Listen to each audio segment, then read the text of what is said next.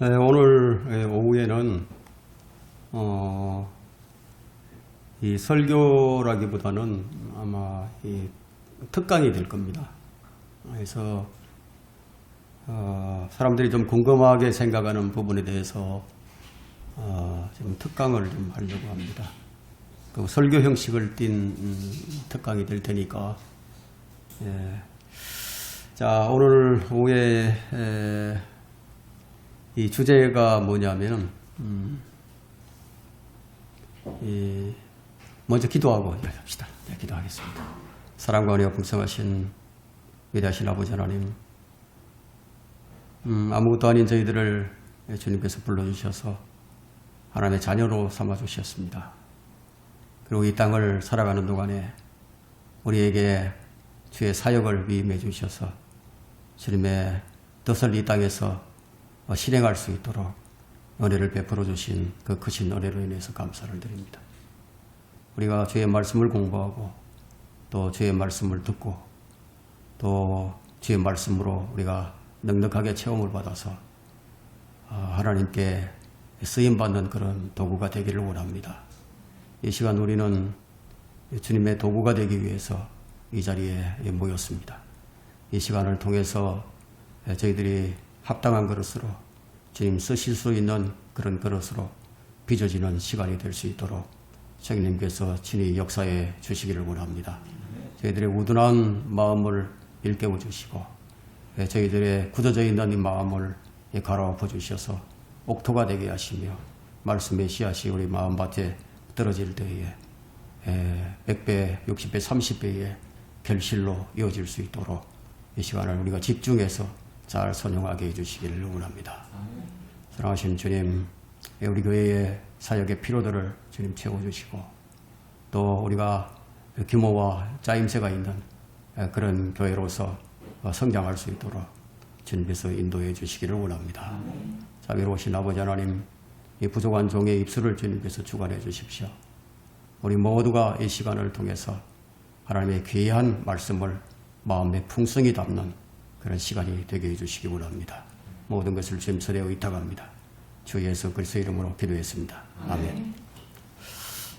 이 천국에 들어가는 사람들은 어떤 사람들이 있을까요? 천년왕국에 들어가는 사람들. 다양한 부류의 사람들이 있거든요. 어떤 사람들이 있는지 그것에 대해서 오늘 강론을 하고자 합니다. 제목은 천년왕국에 들어가는 다양한 부류의 사람들입니다. 여러분들이 이제 아시는 분도 있을 테고 또 잘 알지 못했던 분들도 있을 것입니다. 먼저 이제 이 강론에 들어가면서 여러분들이 가장 관심을 갖고 있는 것이 무엇입니까? 자, 우리 인간들이 가장 크게 관심을 갖는 것이 무엇일까요? 무엇일 것 같아요? 정치와 정부입니다. 정치와 정부. 그래서 어떤 정부가 어떻게 정치를 하느냐에 대한 이 문제는요, 하루도 거론되지 않는 날이 없습니다. 그래서 사람들의 입에서 끊이지 않고 계속 이야기되는 것이 뭐냐면 어떤 정부가 또 어떻게 들어서고 또 어떻게 정치를 하고 있고 또 어떤 나라가 어떤 협정을 맺고 어떻게 갈등을 겪고 어떻게 전쟁을 하느냐, 어떻게 평화를 이루어가느냐, 이것이 이제 관심사예요. 그래서 이 정치라는 주제는 항상 이 모든 매스컴, 미디어의 머리 기사가 되곤 하죠. 자, 이렇게 정부에 관심이 많은 사람들이, 그런데도 이상하게도 성경을 이 정치와 정부와 관계에서 이제 보지 않는다는 것은 참 놀라운 일이 아닐 수가 없습니다. 이 사람들은 서로 지배를 하려고 애를 쓰죠. 또 한편으로는 그 압제자로부터, 독재자로부터 벗어나서 이 독립을 유지하고 또 새로운 동맹에 가담하려고 하면서도 참 이상하게도 성경은 배제해버립니다. 성경의 주제는 인간의 선이나 개인의 구원이 아니에요. 물론 우리 죄인들에게, 우리 인간들에게 있어서는 개인의 구원이 가장 큰 문제죠.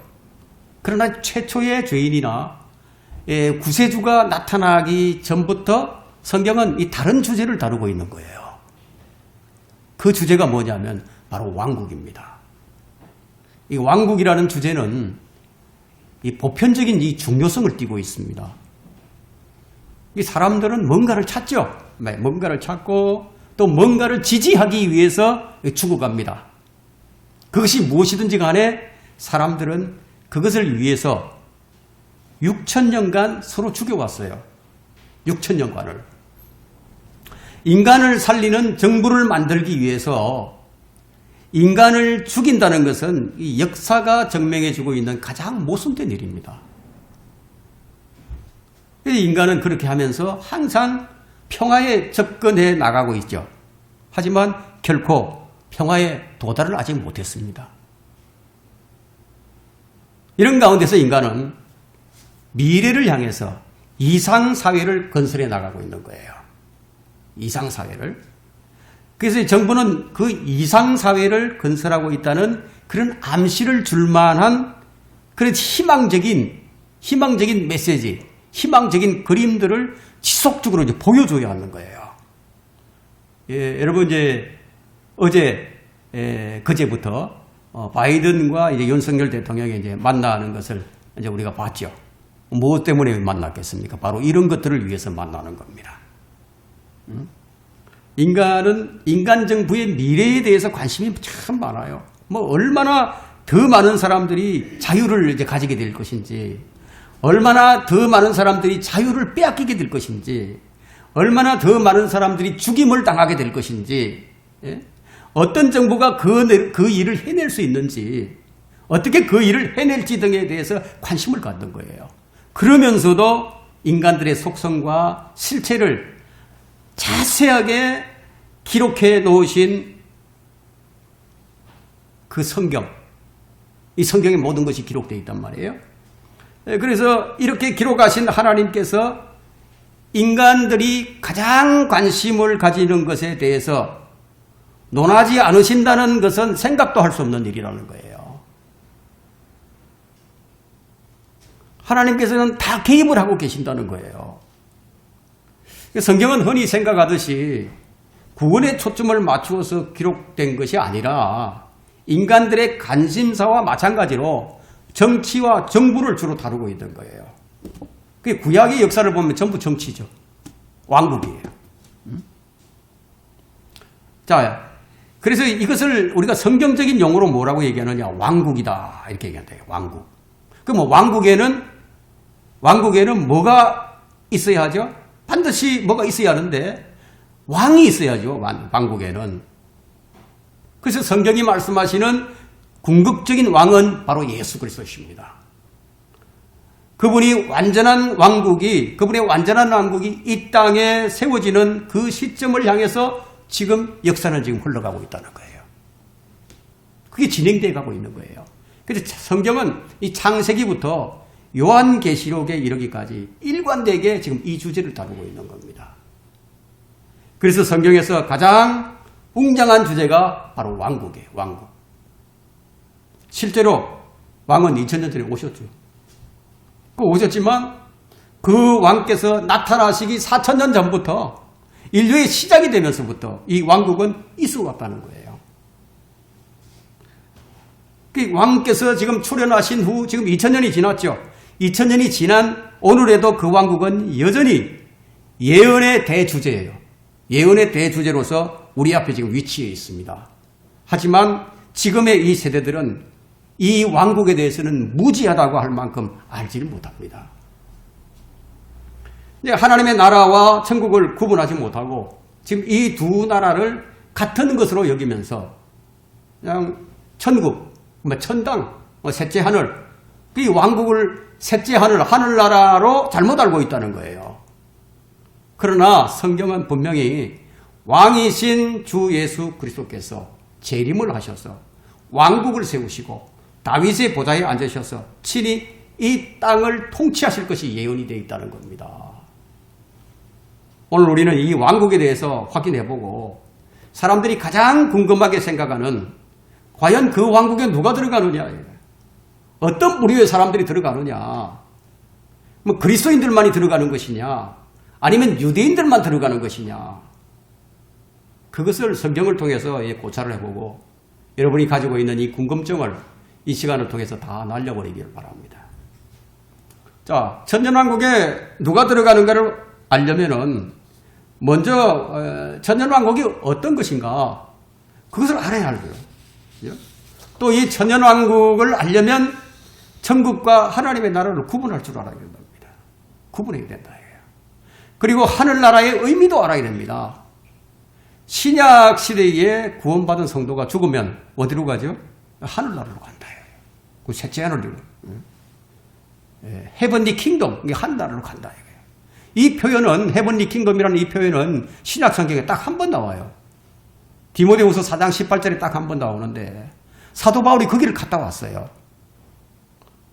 사도 바울이 이 구절에서 지금 언급하고 있는 그의 하늘나라는 요한계시록 12장 10절에서 언급되는 우리 하나님의 나라입니다. 우리 하나님의 나라.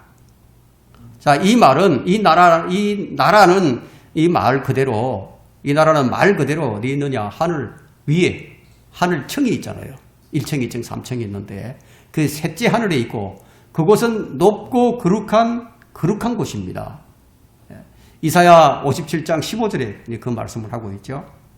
사도 바울이 이제 여기를 갔다 온 다음에 사도 바울은 몸에서 떠나서 주와 함께 있는 것을 오히려 더 원한다고 했어요. 그것이 얼마나 좋은 것인지. 그 길 가기를 갈망했던 거죠. 그 요한계시록 12장 10절에 한번 펼쳐보세요. 요한계시록 12장 10절. 오늘 성경을 좀 많이 찾아볼 텐데요. 12장 10절에 또 내가 들으니 한 큰 음성이 하늘에서 말하기를 이제 구원과 능력과 우리 하나님의 나라와 그의 그리스도의 권세가 임하는도다. 이는 우리 형제들을 우리 하나님 앞에서 밤낮 고소하던 그 고소자가 쫓겨났기 때문이라. 지금도 열심히 고소를 하고 있죠. 사탄이 고소를 한다 이거예요. 여기 나오는 이 우리 하나님의 나라는 다니엘 4장 17절과 34절부터 37절에 우리가 발견할 수 있는 거예요. 미리 예언이 되어 있었죠. 이 세상의 일을 주관하시는 주권자이신 하나님의 통치를 지칭하는 것이 바로 이 하나님의 나라, 여기 나오는 우리 하나님의 나라입니다. 하나님께서는 하늘에서, 즉 셋째 하늘에서요, 이 땅의 일들을 지금 다 다스리고 계시는 거예요. 다 보고 계시는 거예요. 근데 이 천국이라는 이 단어는 항상 마태복음에만 나오거든요. 유일하게 마태복음에만 나옵니다. 그리고 킹덤 오브 헤븐인데 이 표현은 뭘 의미하느냐면 눈에 보이는 것이에요. 눈에 보인다 이거예요. 실제적이다 이거예요. 그리고 지상에 세워지는 이 왕국인데 다윗의 보좌로 대표되는 이 메시아의 왕국을 말하고 있습니다. 여러분 누가복음 1장 32절에서 이 주 하나님께서 약속하시고 이 예언하신 이 천국은 이 지상에 세워지는 왕국으로서 주 예수 그리스도께서 이 지상에 재림하셔서 세우시고 통치하시는 이 천년왕국으로 이어지게 된다는 거예요. 천국은 이제 유대인에게 약속된 유대인에게 주어지는 왕국을 지칭할 때 사용되는 표현인데 그런데 이제 나중에 이제 천년왕국으로 불리잖아요. 그럼 이 천년왕국은 왜 그러면 천년왕국으로 불리느냐 이거예요. 천국으로 안 불리고. 그런데 유대인만 들어가는 것이 아니기 때문이에요. 그 유대인만을 위한 나라가 아니라 이거예요. 그래서 이제 천년왕국으로 불리게 되는데, 자, 우리가 이제 일반적으로 천국이라고 하면 그냥 유대인들에게 주어지는 것으로 우리가 이제 지칭을 합니다. 일반적으로 천국과 같은 것이라고 오해되는 나라가 있는데 그것이 뭐냐 하면 하나님의 나라예요. 이 하나님의 나라는 킹덤 오브 갓이죠. 그리고 우리 직역을 하게 되면 하나님의 왕국이에요. 하나님의 왕국인데 우리가 이 전 세계에 보면 지금도 왕국들이 있잖아요. 왕이 있는 나라들이 있죠. 우리가 왕이 있는 나라들 많죠. 영국도 왕이 있는 나라고. 스페인, 옛날 중국, 이런 나라들도 전부 왕이 있었잖아요. 그렇지만 그 왕국으로 부릅니까? 그럼 우리가 영국이라고 부르죠. 잉글랜드라고 부르고. 우리가 이렇게 하나님의 나라라고 부르는 이유는 왕국이라고 이렇게 하면은 우리가 우리에게 일반적이지 않아요. 그래서 우리가 잘 이해할 수 있도록 그냥 하나님의 나라 이렇게 이제 우리가 이제 이렇게 번역을 해놓은 것이죠. 근데 직역을 하면은 이제 하나님의 왕국입니다. 맞습니다. 예. 근데 이 하나님의 나라는 영적인 나라예요. 예, 물리적이지 않다는 얘기예요. 그 누가복음 17장 20절이나 예, 로마서 14장 17절에 보면은 분명히 이제 이 부분에 대해서 이제 제시를 하고 있는데 누가복음 로마서 14장 17절을 한번 펼쳐보세요.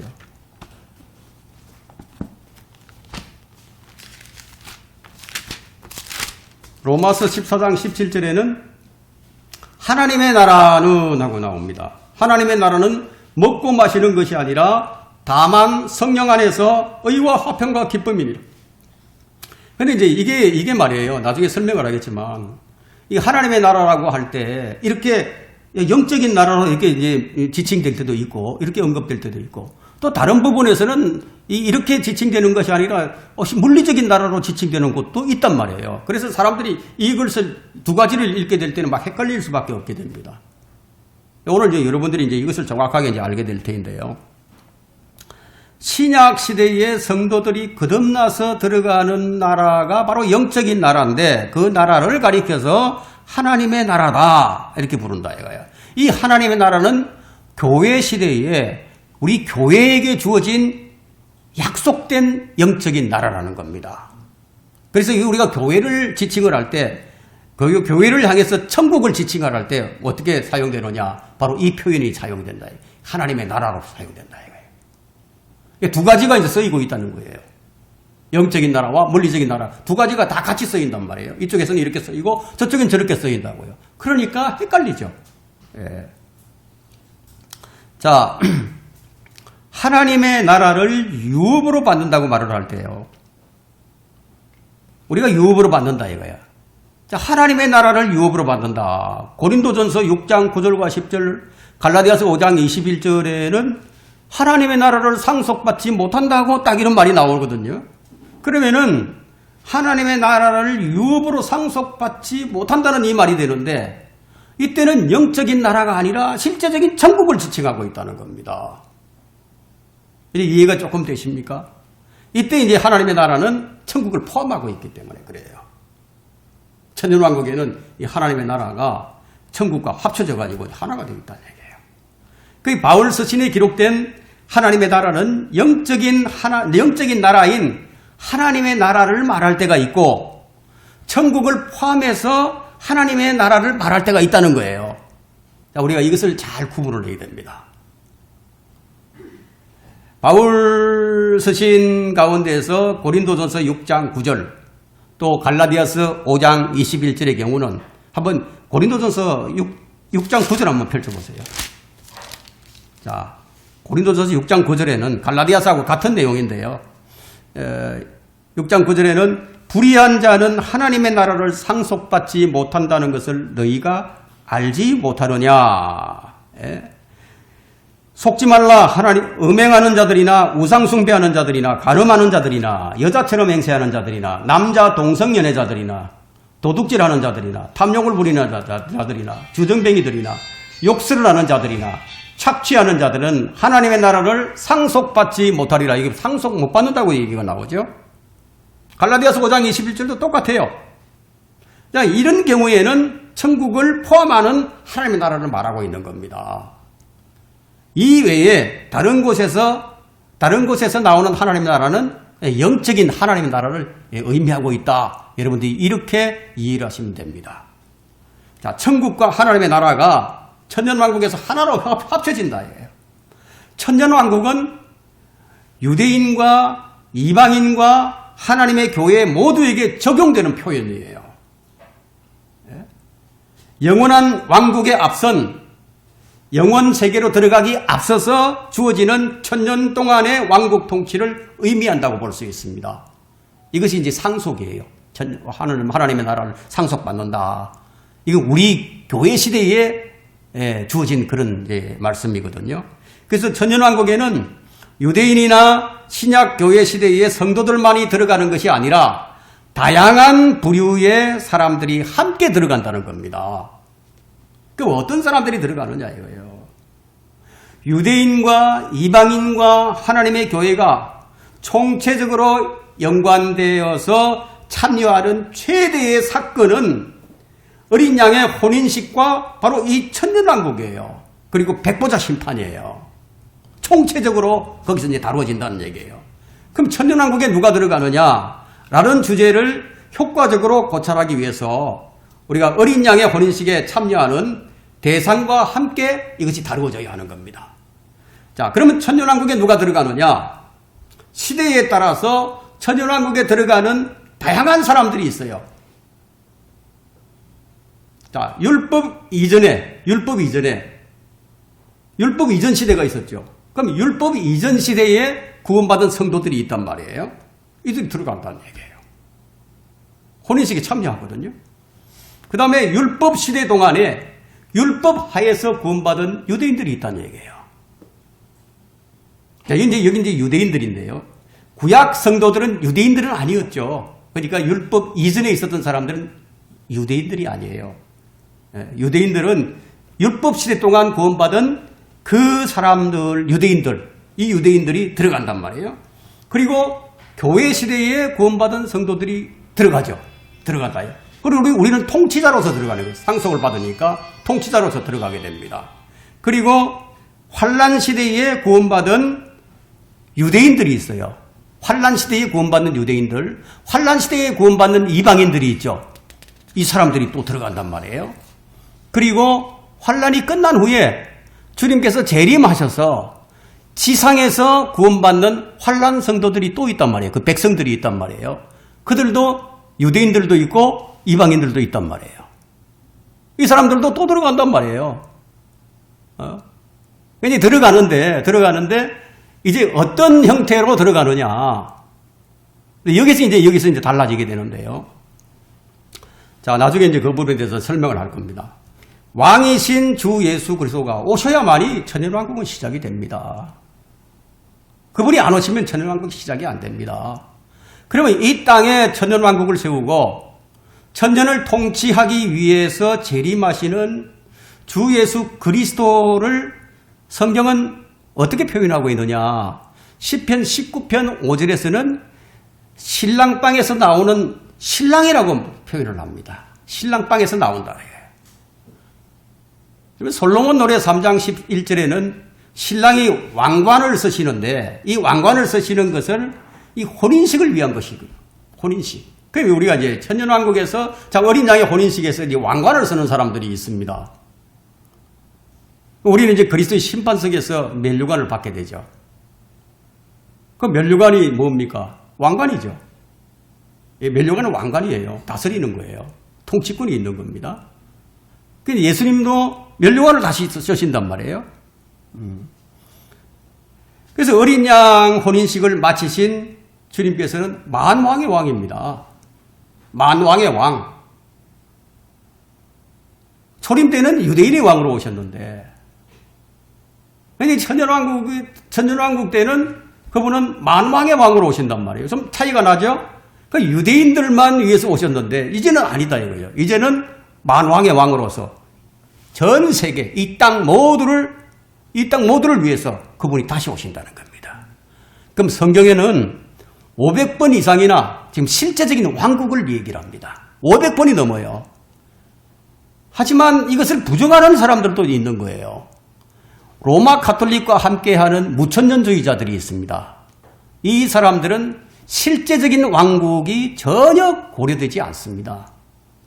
이들이 알고 있는 유일한 왕국이란 그냥 마음속에 있는 영적인 하나님의 나라의 통치만 알고 있을 뿐이에요. 그래서 실제적인 왕국에 대해서는 오히려 그것을 이 세상 왕국들을 인정해 버리는 거죠. 이 세상 왕국들을. 그래서 이 무천년주의는 그리스도의 지상의 통치는 없어요. 무천년주의자는 이 지상에 통치가 없다는 거예요. 그걸 안 믿는다는 거예요. 영적인 나라로 생각하니까. 그러니까 시편 45편은 천년왕국에서 통치하시는 만왕의 왕이신 주 예수 그리스도를 설명을 해줍니다. 만왕의 왕으로서. 여러분 시편 45편 2절을 한번 펼쳐보세요.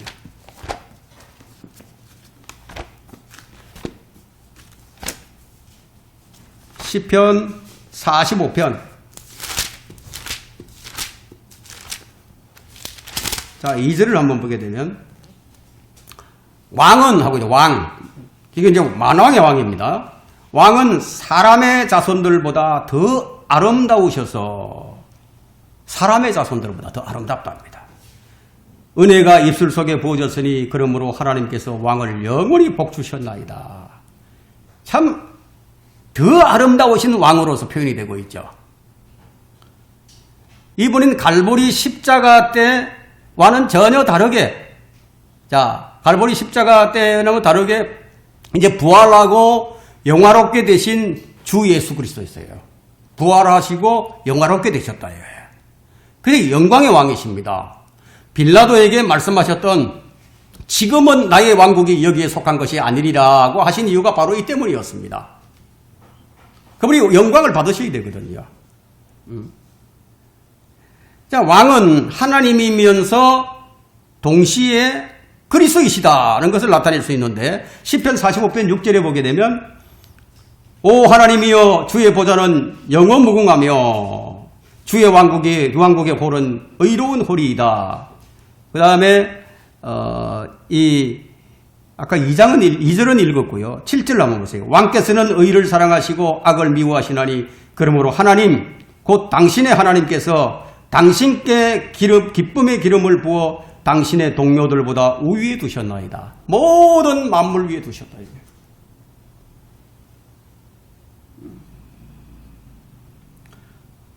이분에게 주어지는 것이 있는데 시편 45편 8절에 보게 되면 당신의 모든 옷에는 상하궁전에서 나온 모략과 알로에와 계피의 향내가 나며 그것들이 당신을 기쁘게 하였나이다. 여기 세 가지가 나오죠. 모략과 알로에와 계피와 이 향이란 말이에요. 계피의 향이 돼요. 예. 자, 십자가 위에서 왕의 죽음, 이 세 가지는 왕의 죽음과 연관이 있죠. 근데 이것이 혼인시계도 쓰도인다. 혼인시계를. 왕의 이름은 45편 17절에 있는데요. 내가 왕의 이름을 모든 세대에 기억되게 하리니 그러므로 백성이 왕을 영원 무궁토록 찬양하리라. 이건 영원히 이어진다는 거예요. 그 천년왕국은 어떻게 해요? 그걸로 끝나버리는 게 아니라 영원 세계로 들어가서 영원히 이어진다는 그 말씀이죠. 모든 신약 성경에는 모든 이름 위에 뛰어난 이름을 하나 주셨는데 빌립보서 2장 9절에서 그 말씀을 하고 있죠. 예수 그리스도시라고.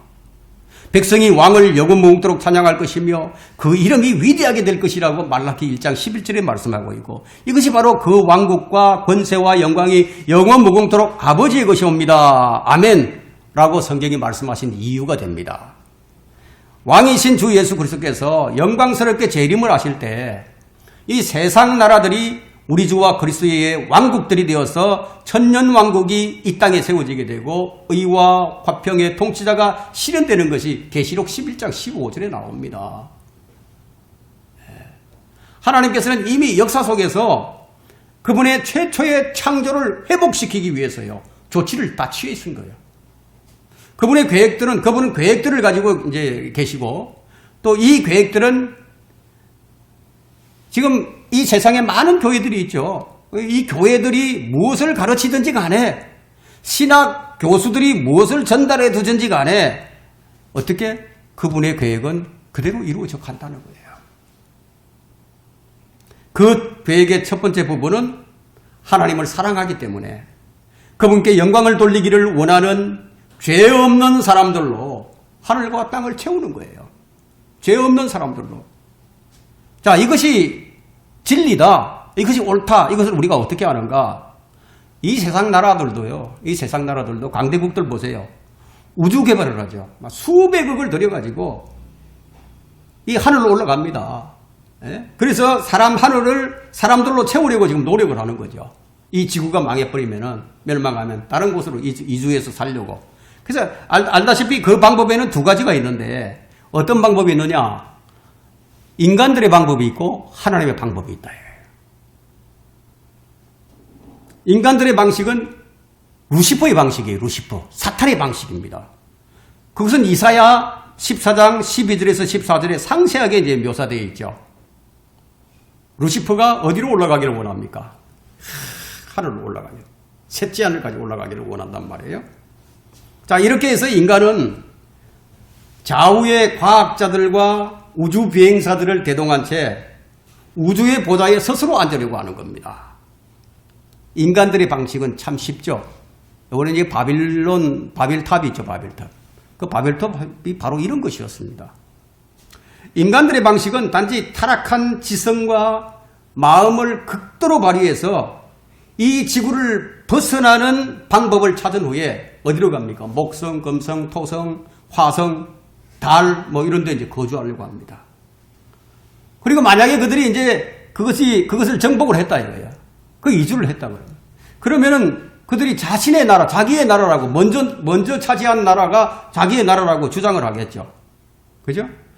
이제 인간은 이 대륙 간의 전쟁에서 더 나아가서 어디로 가느냐? 혹성 간의 전쟁으로 나가려 하고 있다는 겁니다. 인간이 있는 곳에는 언제나 전쟁이 있거든요. 그러니까 인간들이 고안해낸 방법은 잘못된 방법이죠. 하나님의 방법만이 효력이 있는 방법입니다. 그러나 하나님의 방법은 사람의 방법과 대립이 됩니다. 인간의 방법은 외향적으로 종교적이어야 하고 과학적이어야 하고 세련되어야 하고 또 고상하게 보여야 된다는 거예요.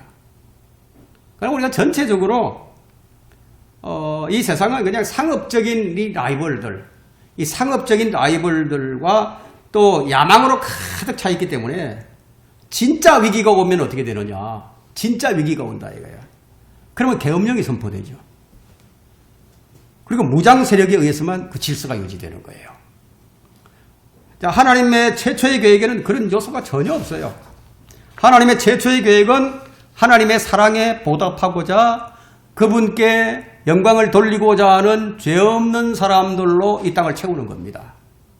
이 계획에는 한 점의 흠도 없고 왜곡된 것도 없습니다. 만군의 주의 열성이 이것을 이루실 것이라고 이사야 9장에 말씀하거든요. 만군의 주의 열성에. 자, 우리가 지켜야 할 신념은요. 무엇이냐면 하나님의 말씀을 이와 같은 하나님의 말씀을 소홀히 다루어서는 안 된다는 거예요. 하나님께서는 행동을 취하셨습니다. 이제 여러분의 차례예요. 죄인들은 그분을 믿으면 되고 믿고 그분을 섬기고 따르면 된다는 거예요. 이제 곧 우리 주 예수 그리스도께서 속히 오셔서 천년왕국을 수립하실 텐데 이것 외에는요 인간에게 희망이 없어요. 인간에게 전혀 희망이 없습니다. 그럼 천년왕국에 누가 들어가느냐? 천년왕국에 교회 시대에 거듭난 그리스도인들이 들어가게 됩니다. 왕의 신부예요. 신랑이신 주 예수 그리스도와 혼인하는 이 신부는 우리가 시편 45편에서 왕의 딸들로 불리게 되는데 이 교회를 지칭합니다. 왕의 딸들로 불려요. 10절에도 보면 시편 45편 오 딸이여 경청하고 네 귀를 기울이라. 그리고 네 백성과 네 아버지의 집을 잊어버리라. 여기 딸로 불리고 있죠. 교회는 구약에서 예언되어 있었고 그러나 보이지 않았죠. 선지자들도 그것을 알지를 못했습니다. 그러나 교회는 구약에 이미 예언되어 있었어요. 시편 22편에. 예표를 통해서도 보여줬는데 그것은 솔로몬의 노래 6장 8절에서 10절에 예표를 통해서 보여줍니다. 특히 솔로몬의 노래에 나타나는 어린 양의 아내는 이방인 신부 슐렘 여인. 이는 마치 모세의 아내와 요셉의 아내가 모두 이방인이었는데 바로 이것이 교회의 예표가 되는 거예요. 주님께서는 이방인 신부를 얻으신 겁니다. 솔로몬의 노래에서는 오직 하나 외동딸이라고 얘기합니다. 교회가 외동딸. 이 교회가 들어간단 말이에요. 그럼 교회는 왜 들어갈 수밖에 없느냐 하면 한 몸이거든요. 머리와 몸이 떨어질 수가 없잖아요. 그죠? 예수 그리스도가 머리인데 사람은 몸이거든요. 구원받은 사람들은. 그러면 이게 떨어질 수가 없어요. 예수 그리스도가 가는 데는 같이 가야 되는 겁니다. 그리고 그리스도의 몸된 교회는 항상 그리스도와 이제 함께 하게 된다는 거예요. 그분이 매우 값진 진주 하나를 샀는데 교회가 값진 진주거든요. 그 예수님께서 자기 생명을 대신 이 값을 주고 샀어요. 그래서 자기의 모든 소유를 지불해서 부유하신 분이 가난하게 되셨어요. 다 팔아버렸다 이거예요. 교회를 사기 위해서요. 한 순결한 처녀라고 불리는데 이 신부는 신랑과 지금 약혼을 한 상태죠. 앞으로 이제 하늘에서 혼인식을 올리게 되고 그리고 이 지상에 내려오게 되면 1000년 동안 신혼생활을 하게 됩니다. 그 신혼생활이 주님과 함께 이 세상을 다스리는 통치권이 주어지게 된다. 그런 다음에 다시 새하늘과 새 땅이 창조되고 하늘에서 내려오는 거룩한 도성 새 예루살렘 성에서 우리가 아버지 집에 우리가 영원히 거하게 된다 이거예요. 그 요한복음 14장 2절에 내가 처소를 마련하러 간다고 말씀하셨죠. 바로 그 처소예요.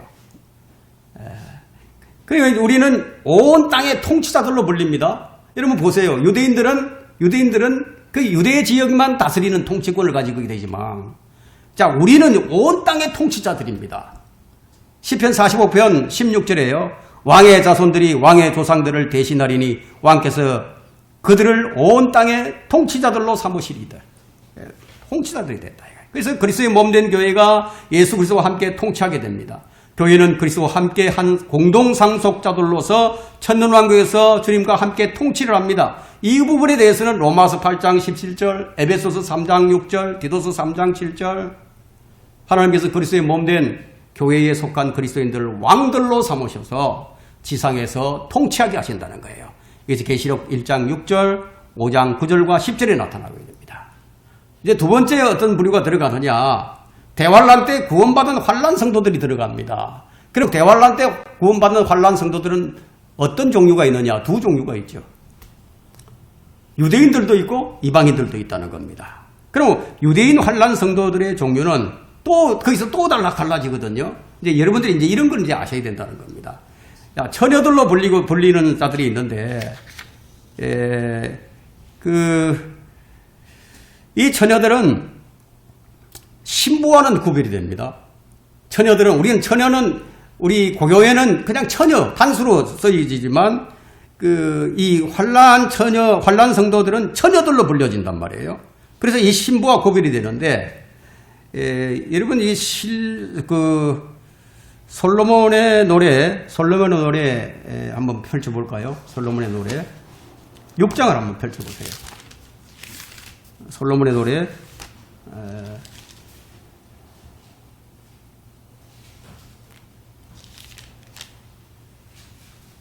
6장 8절을 한번 보세요. 솔로몬 6장 8절. 자, 8절에는 왕후가 60이요 후궁이 80이요 처녀들은 셀 수도 없으니 처녀들이 나오죠. 처녀들이 나온단 말이에요. 셀 수가 없단 말이에요. 왕후가 60 후궁이 80 처녀들은 셀 수가 없다. 이 처녀들은 또한 누가복음 12장 35절에서는 종들로도 불리는데 자, 이 종들은 좀 특이합니다.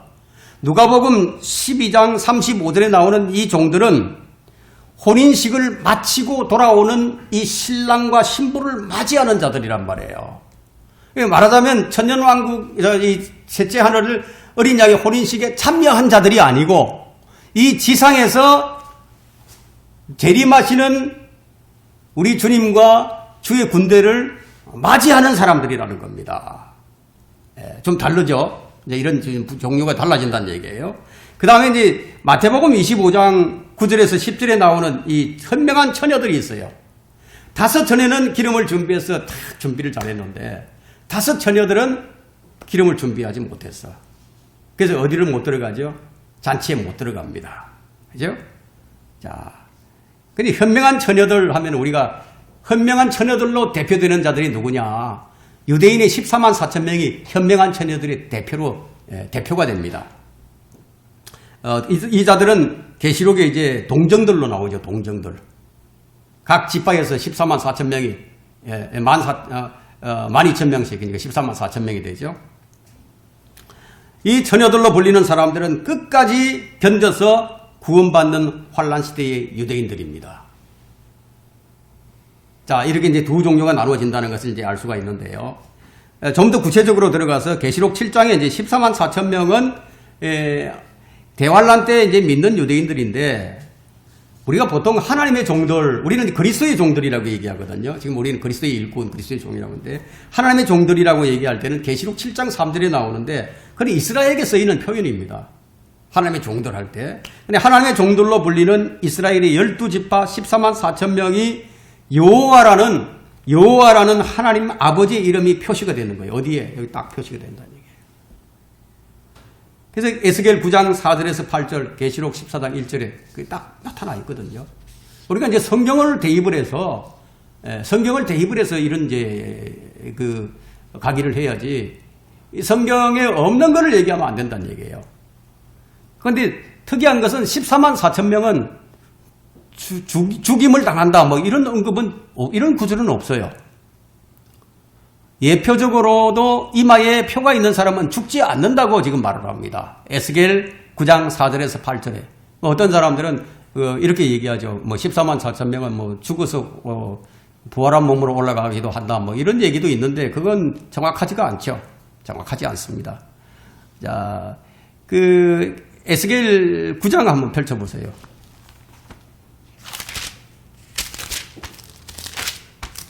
에스겔 9장 4절에서 이제 8절에 있는데, 6절로 한번 보세요. 6절로. 늙은이나 젊은이나 처녀나 어린아이나 여자를 전부 죽이되 표가 있는 사람에게는 접근하지 말며 했거든요. 다 죽이는데 표가 있는 사람에게는 접근하지 말며 또 내 성소에서 시작할지니라 하시니 그들이 성전 앞에 있는 늙은 사람부터 시작하더라. 그래서 다 죽인단 말이에요. 살해를 하거든요. 그런데 죽이지 말라 한 자가 있는데 이 14만 4천 명은 딱 표를 받아서 안 죽인다는 얘기예요. 그런데 우리가 이 대환란 때 죽지 않고 환란 끝에 이들은 이제 휴거가 되는데, 죽지 않고 휴거가 되는데, 우리가 어떻게 아느냐? 대환란 끝에 지상이 아니라 셋째 하늘에 있는 것을 그들이 계시록 14장에서 그들이 셋째 하늘에 있는 것을 우리가 봤기 때문에 지금 이런 말을 할 수가 있는 겁니다. 이들은 천연왕국에 들어가기 때문에 다시는 굶주리지도 아니하고 다시는 목마르지도 아니하고 태양이나 어떤 열기도 그들 위에 해를 입히지 못하게 된다 하고 계시록 7장 16절에 말씀하고 있는 것으로 볼 때 이들도 몸이 어떻게 된 것 같습니까? 우리 해도 전혀 해를 안 입는다 그러면 어떤 몸을 입을 것 같습니까? 천사와 같은 몸을 입고 있겠죠. 그렇게 우리가 추론해 볼 수가 있는 겁니다. 자, 이들은 동정들로 불리는데 계시록 14장 4절에서 솔로몬의 노래 6장 8절에서는 처녀들로, 마태복음 25장 9절과 10절에서는 현명한 처녀들로 불리게 된다는 겁니다. 또 다른 사람이 있어요. 자, 이 사람들은 아주 특이한 사람들인데 두 정인이 있습니다.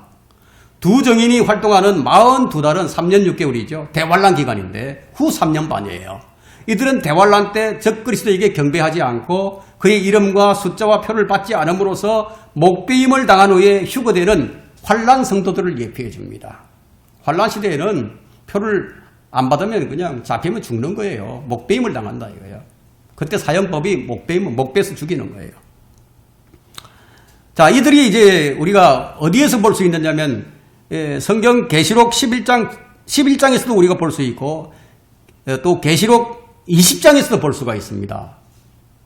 자, 우리가 계시록 한 군데만 살펴봅시다. 계시록 20장을 한번 펼쳐보세요. 다 찾아보면 좋겠지만 계시록 20장을 한번 펼쳐보세요. 자, 3절을 보게 되면, 자, 그를 끝없이 계시록 20장 계시록 20장 3절 4절을 보세요. 4절. 또 내가 보좌들을 보니 그들이 그 위에 앉았는데 심판이 그들에게 주어졌더라.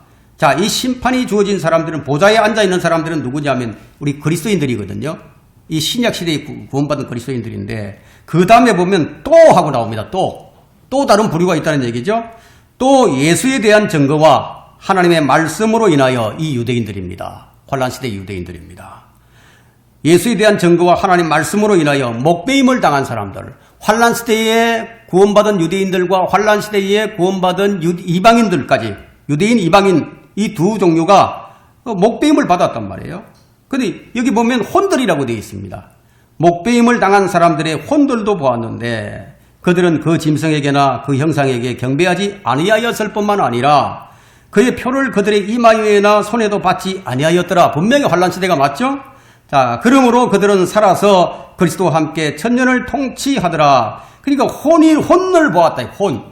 아직 몸을 입지 못했어요. 그냥 혼만, 몸은 죽어서 이제 끝나버렸고, 근데 혼이 지금 이제 색지 하늘에 올라가 있는 거예요. 그런데 이제 그들이 살아서 하고 살아서 또 산다 얘기예요. 살아서 천년을 그리스도와 함께 천년을 통치한다. 이들에게도 통치권이 주어지는 것을 우리가 볼 수가 있죠.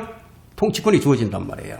자, 이제 우리 지금 두 정의를 이제 우리가 얘기하고 있는데 특히 죽었다가 부활해서 휴거하는 유대인 환란 성도들. 이 두 정의는 모든 환란 성도들의 환란 후 휴거를 보여주는 겁니다. 예. 그래서 마태복음 24장 29절에서 31절은 이게 대환란에 대한 기록인데 환란 성도들이 환란 후 휴거를 기록하는 구절로서 요한계시록 11장 12절에 휴거, 이리 올라오라! 마지막으로 이리 올라오라는 말씀이 있거든요. 예, 그 말씀에 따라서 마태복음 24장은 대환란 때 지금 이스라엘을 다루고 있는 겁니다. 자, 두 정인을 비롯한 환란 성도들은 순교로 믿음을 지킨 행위가 인정되기 때문에 천일왕국에서 통치를 하게 된다. 순교했기 때문에. 자, 환란 성도들의 공통적인 특징은 순교해서 부활하여 휴거가 되고 천일왕국에서 통치한다는 것이 특징입니다. 유대인 환란 성도들은 천일왕국에서 이스라엘에게 약속된 문자적이고 눈에 보이는 지상에 있는 다윗의 보좌에서 통치하시는 메시아, 이 팔레스타인 왕국을 통치하는 것만이 아니라 영원에서도 영원한 나라를 상속받는다는 것을 여러분들이 잘 이해를 하셔야 됩니다. 근데 마태복음에 나오는 이 현명한 처녀들에 대해서 좀 더 살펴보겠는데요. 처녀들은 이 복수로 쓰였죠. 근데 교회는 한 순결한 처녀, 단수입니다. 처녀들은 교회와 다른 부류의 사람들이죠. 신부는 한 명이지 여러 명이 아니에요. 한 명이에요. 그래서 이 처녀들은 신랑과 결혼하러 가는 신부가 아니라는 거예요. 처녀들이 신부가 될 수가 없죠. 신랑을 맞으러 가는 처녀들일 뿐입니다. 이들은 어린 양의 혼인식을 설명하는 시편 45편에서 신부를 따르는 자들로 등장하게 되는데 이 처녀들이라는 말은요. 교회 시대가 아니라 환란 시대에 등장하게 됩니다. 환란 시대에. 이 일은 환란 끝에 있게 됩니다. 이 부분에 대해서 이제 시간상 제가 계속 더 설명할 수는 없고요. 자, 기름을 여러분들이 마태복음 24장 29절이나 30절, 시편 50편 3절에서 5절을 여러분들이 집에서 한번 읽어보시고 또 좀 더 공부를 해보시기를 바랍니다. 예, 이 처녀들이 기름을 준비하고 있었어요. 자, 기름 하면은 기름은 이 성령의 모형입니다. 성령을 이 모형으로 해석을 하게 되는데 교회 시대의 그리스도인들은 성령을 잃어버릴 수가 없어요. 어떤 사람들은 뭐 성령을 잃어버렸다가 다시 찾고 뭐 그런다고 그러는데 그런 거 아니에요. 우리 한 몸을 이뤘거든요. 한 영이 돼버렸기 때문에 뭐 왔다 갔다 이러는 게 아니에요. 그러나 이제 교회 시대가 아닌 사람들은 이제 문제가 좀 있는 거죠. 그래서 대환란 때는 우리는 성령을 돈을 주고 살 수도 없고요. 뭘 행위로서 살 수도 없어요. 그러나 이 기름을 준비하지 못한 사람들은 대환란 때는 어떻게 얘기하죠? 행위로서 사야 된다는 거예요. 행위로서. 기름을 준비해야 된다는 얘기예요. 그래서 성령이 행위로 얻어지는 시대는 대환란 때입니다. 그때는 들어왔다 나갔다 한다는 얘기예요. 자, 따라서 마태복음 25장은 교회에 적용할 수가 없고 처녀들은 행위로 성령을 사는 사람들로서 믿음과 행위로서 구원받는 이방인 성도들을, 환란 성도들을 얘기합니다. 구원받은 환란 성도들. 자, 환란 시대의 구원과 관계된 행위는 구원을 지키지 못하고 잃어버리게 할 수도 있습니다. 그래서 끝까지 견디지 않으면 구원을 잃어버릴 수가 있다 하고 마태복음 24장에 얘기하고 있고 또 다른 부분에서 얘기하고 있죠. 히브리서나 베드로후서에서도 그 말씀이 있습니다. 잃어버릴 수 있다는 얘기예요.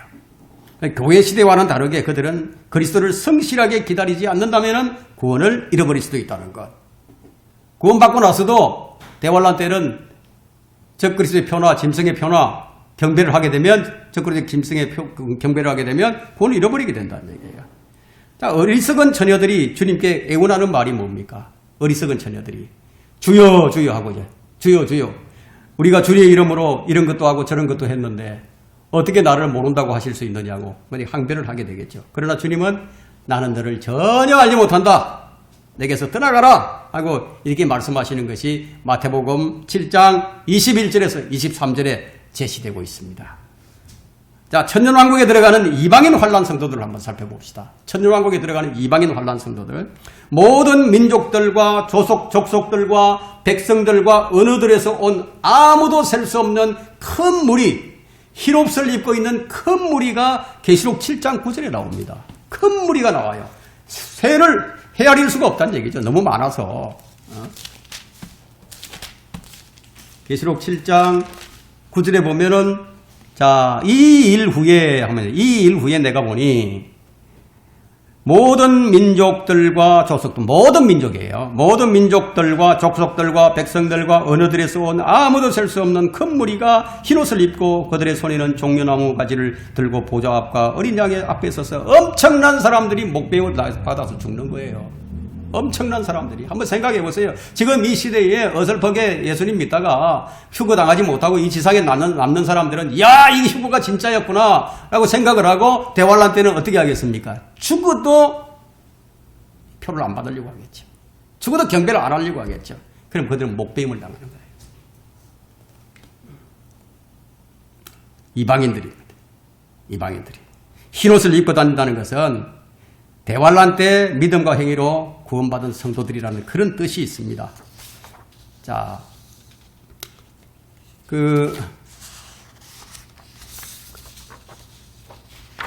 행위라고 한다면요.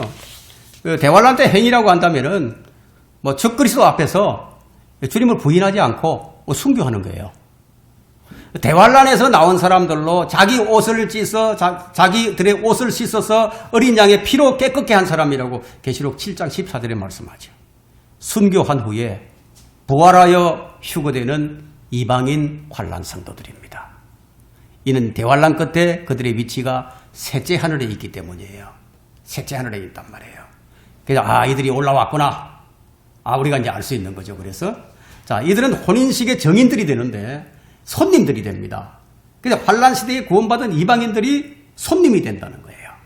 그래서 우리가 혼인잔치에 초대된 손님들을 우리가 성경에서 찾아볼 수가 있죠. 손님으로 불리는 사람들은 환란 시대에 구원받은 이방인들입니다. 누가복음 14장 13절과 마태복음 22장 11절에는 손님들이 나와요. 이 사람들은 혼인의 정인이 되는 거죠. 결혼식을 하게 되면 하객들이 오잖아요.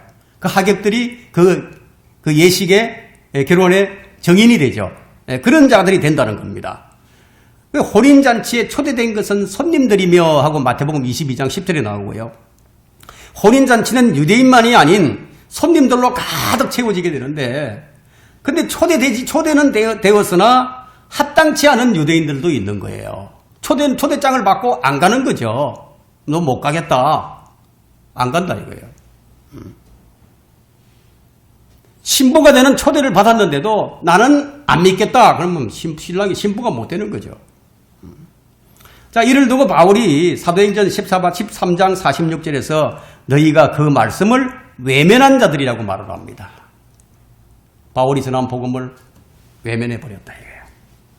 누가복음 14장 21절에는 가난한 자들과 불구자들과 전원자들과 소경들이 나옵니다. 이들은 누구냐? 그 왕국의 자녀들인데 받았어야 했던 것을 못 받게 돼버린 거죠. 마땅히 받아야 할 것을 못 받게 되고 이것들이 누구에게로 넘어가 버렸냐면 이방인들, 마태복음 15장 27절에 나오는 이방인들, 개들로 불렸던 이방인들이 얻게 된 것을 말하고 있습니다. 손님들은 환란 시대의 이방인들이고 초대하지 않는 손님은 예복을 입지 않은 손님은 혼인잔치 자리에서 쫓겨나게 됩니다. 계시록 12장 9절에 그렇게 말씀을 하고 있죠. 자, 환란 후에, 이제 환란은 굉장히 중요합니다. 환란 후에 주님께서 재림하실 때 지상에 남아있는 사람들이 있을 거 아니에요. 지금 재림하실 때 몸이 변화도 안 맞고, 그럼 지금 우리 몸처럼 그냥 그대로 이 육신을 입고 있는 사람들이 있어요. 이 지상에서 구원받은 환란 성도들이 있다는 거예요. 지상에서 그때 구원받는다는 얘기예요. 그때 구원받아서 어디로 간 천연왕국으로 들어가는 거예요. 민족적으로 구원받은 온 이스라엘이 들어가게 될 것이고요. 여러분들 유대인들이 다 대환란 때 다 들림받는 게 아니고요. 남아있는 사람들도 있어요. 그 사람들은 순교 안 하는 거죠. 어디 숨어 있거나 그렇게 해서 남아있는 사람들이 있단 말이에요. 그 사람들이 어디로 도망가죠? 페트로로 도망가잖아요. 페트로로. 그래서 3년 반 동안 부양을 받는 사람들이 있다 이거예요. 육신을 입고 그대로 천년왕국에 들어가는 겁니다. 이스라엘의 일부가 완고하게 되었지만 온 이스라엘이 구원을 받게 된다고 이사야 59장 20절 21절에 말하고 있고, 예레미야 31장 31절에서 새 언약을 말하고 있죠. 새 언약. 뉴 커버넌트. 그것이 이제 히브리서 8장 8절에도 동일하게 하나님께서 유대인들과 민족적으로 새로운 언약을 맺게 될 것이라고 이 얘기를 하고 있단 말이에요. 자, 이스라엘의 민족적인 죄는 예수 그리스도께서 재림하시기 전까지는 안 지워집니다. 여전히 죄를 가지고 있는 거예요. 환난 끝에 구원받은 온 이스라엘은 지상에서 주 예수 그리스도의 재림을 맞이하게 됩니다. 이스라엘의 죄가 제거될 때, 제거되게 되면은 죄가 다 제거된다 이거예요. 이스라엘의 죄가 제거될 때는 누구도 예수님을 전파하거나 가르치지 않아요. 그럴 필요가 없어요. 이는 주께서 바로 이 땅에 계실 것이기 때문에, 주님께서 재림하셔서 한 민족으로서 유대인 이 남은 자들을 다루시게 될 것인데, 천년왕국에서 이스라엘 민족은 에스겔 44장부터 48장에 기록된 성전에서 드리는 희생제물을 드리게 됩니다. 이 유대인 민족적 구원과 관련이 있는 것이지 교회와는 전혀 관련이 없습니다.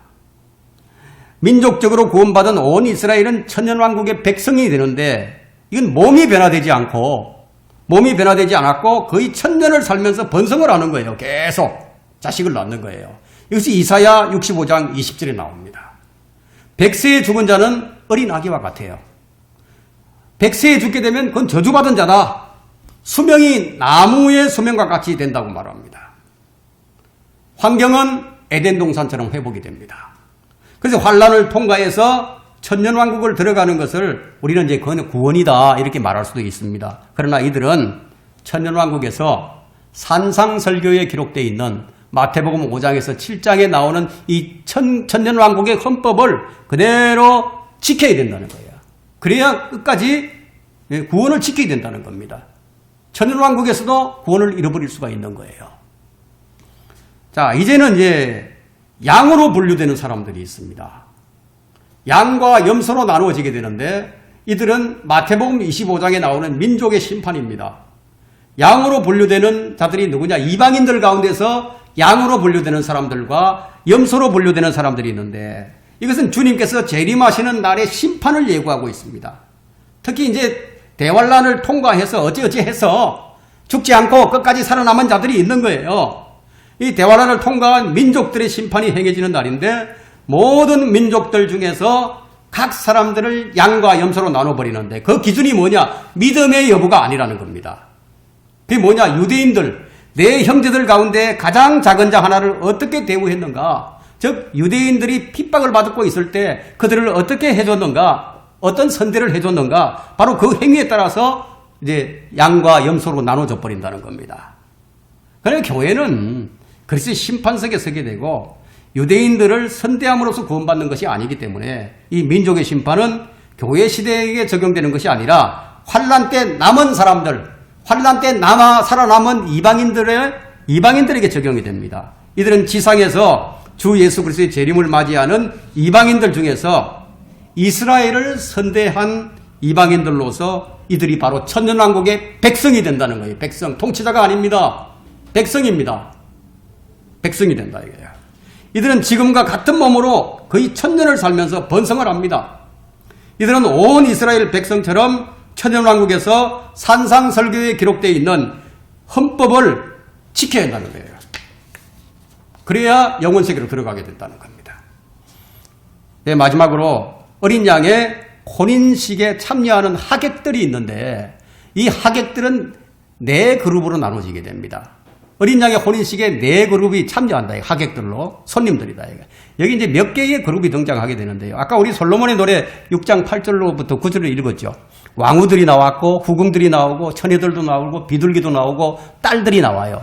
나의 비둘기 나의 더럽혀지지 않는 자인 교회를 제외하고는 4개의 그룹이 나오는데 이들 모두가 교회에 속하지 않습니다. 솔로몬 노래 6장 9절에서 이 4그룹은 모두 술렘 여인을 바라보는 거예요. 딱 바라본다 이거예요. 이들은 예수 그리스도의 사랑하는 신부인 교회 시대에 들어갈 수 없는 사람, 들어오지 못한 사람으로서 어린 양의 혼인식에 대해 신부인 이 교회를 바라보는 거죠. 그리고 축복을 해줍니다. 칭찬을 해주고. 자, 우리가 가운데 십자가를 딱 세워놓고 십자가 이전에는 구약시대의 유대인과 구약시대의 이방인들이 있었어요. 십자가부터 재림 때까지는 주께서 사랑하시는 교회가 있습니다. 그리고 재림 직전에 휴거가 있게 되고 휴거와 재림 사이에는 그리스도의 심판석과 어린 양의 혼인식이 있게 됩니다. 그동안 이 지상에는 어떤 일이 일어나느냐? 대환란이 일어나게 되는데 이 시기에 속한 그룹은 대환란 때 그 환란 때 구원받은 유대인들과 이방인들이 있습니다. 재림 뒤에는 그리스도의 천년의 통치가 이루어지게 됩니다. 천년왕국의 백성들은 땅에서 베풀어지는 혼인잔치, 즉 피로연이에요. 혼인식은 하늘에서 하고 혼인잔치는 땅에서 한다 이거예요. 그래서 이 천년왕국의 통치에는 참여할 수가 없다는 거예요. 그냥 백성들이지 왕이 아니라는 거예요. 이렇게 해서 사랑하는 이까지 포함해서 5개 그룹이 이제 등장을 하게 됩니다. 그런데 친구라고 불리는 자들이 있어요. 친구. 신랑의 친구로 불리는 자들이 있는데 신랑의 친구들은 침례인 요한을 대표하죠. 침례인 요한이 대표로 하는데 이들은 율법시대 동안 구원받은 구약의 유대인들이에요. 이들은 율법과 더불어서 시작해서 요한과 더불어 끝나는 시기 동안 구원받은 유대인 성도들을 얘기하고 있습니다. 누가복음 16장 16절에 자, 신부를 축복하고 칭찬하는 왕의 딸들과 왕후들이 있어요. 예. 솔로몬 노래 6장 8절에서 이제 9절에 나오는데 이들은 율법 이전 시대에 구원받은 성도들이에요. 율법이 있기 전에 벌써 아담부터 시작해가지고 어디가 됩니까? 아브람, 요셉, 모세까지죠. 모세 전까지. 자, 이건 아벨, 노아, 에녹, 아브라함, 이삭, 야곱, 요셉 등등 이 어린 양의 혼인식에 참여한다는 거예요. 이들은 왕후예요. 왕후. 천년왕국에도 들어갑니다. 마태복음 8장 11절에 보면 많은 사람들이 동과 서에서 와서 아브라함과 이삭과 야곱과 더불어 천국에 앉으려니와 말씀하고 있거든요. 들어간다는 얘기예요. 이들은 이제 왕후들로 불리게 되는데 또 10편 45편에는 또 왕의 딸들로 불리는 자들도 있습니다. 이제 왕후가 60이라고 했는데 그 왕후가 왜 60인지 우리는 그건 분명하게 알 수가 없어요. 아마 이 솔로몬이 이 왕후를 60명을 거느리고 있었는지는 모르겠습니다만 왜 60인지는 모르겠어요. 그리고 솔로몬의 신부를 축복하고 칭찬하는 후궁들도 있는데 솔로몬의 노래에 나오는 또 다른 그룹은 80명의 후궁들이 있습니다. 역시 이것도 잘 몰라요. 자, 이들은 솔로몬이 이 글을 썼을 때 실제로 이제 80명의 후궁들이 아마 있었을 것이다 이렇게 여겨지는 거죠. 정확하게 우리는 이 부분을 아직 알 수가 없습니다. 마태복음 22장 10절에 손님들이 나오죠. 이들은 율법시대 동안 구원받은 구약의 이방인들 손님들로서 어린 양의 혼인식에 참여하게 되고 천년왕국에도 참여하게 됩니다. 자, 이들은 후궁들로 불리기도 하고 트루의 딸들로 불리기도 합니다. 이제 결론을 내리겠습니다. 신부인 교회는 현재는 약혼한 상태예요. 약혼해 있다. 정혼을 했다 이거예요. 그래서 이제 곧 휴거되어서 신랑이신 주 예수 그리스도와 혼인식을 이제 치르게 될 텐데 그리고 난 후에 천년왕국에서 통치하는 이 신혼 생활을 하게 될 겁니다. 그 기간이 1000년입니다. 그 후에 이제 새 예루살렘 거룩한 도성에서 영원히 이제 우리가 이제 거하게 될 텐데요. 교회 시대의 성도들인 우리가 신부로서 어린 양의 혼인식에 참여하게 된 것에 우리는 감사해야 합니다. 정말 감사해야 합니다. 거저 주어진 것이에요. 자, 또한 신랑이신 주님과 함께 천년왕국의 통치를 위해 재림하시는 주님을 따르게 된다는 것은 더 영광스러운 일이죠. 자, 교회의 성도들은 한 순결한 처녀로서 단수예요. 복수가 아닙니다. 자신을 죄로부터 성별해서 거룩함을 지켜야 합니다. 하나님의 뜻이 여기 있다고 말하거든요. 내가 거룩하니 너희도 거룩하라. 하나님의 뜻은 이것이니 너희가 거룩하게 되는 것이라고 데살로니가전서 4장 3절에도 말씀합니다. 그릇 깨끗한 그릇으로 준비될 때 우리는 하나님께 쓰임받을 도구가 될 수 있습니다. 우리가 아까 찬송했죠. 그죠? 이렇게 자신을 들여서 그리스도로 인하여 고난을 당하고 섬기게 되면 영광스러운 왕국에서 주님과 함께 왕들로서 통치하게 됩니다. 우리는 복된 소망을 가지고 있기에 우리는 소망을 지닌 사람들로 살아가야 할 것입니다. 오늘 이렇게 강의를 마치도록 하겠습니다.